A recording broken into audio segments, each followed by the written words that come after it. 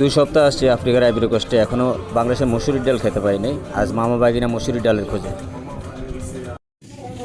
মসুরির ডালের জন্য আসছি, কিন্তু এই দেশে মসুরির ডাল পাওয়া যায় না। এই দেশের মানুষ মসুরির ডাল চিনে না, এই জন্য একটা লেবানিজ দোকানে আসছি যে মসুরির ডাল পাওয়া যায় কিনা। এটা কি সিমের বিচি, খুদ,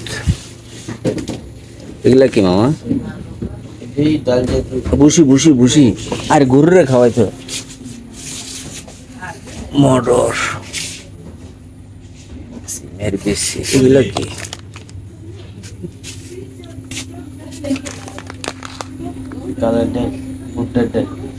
এটা না না, এটা মুসুরি মুসুরি, হ্যাঁ এটা মুসুরি, এটা ছোলা না।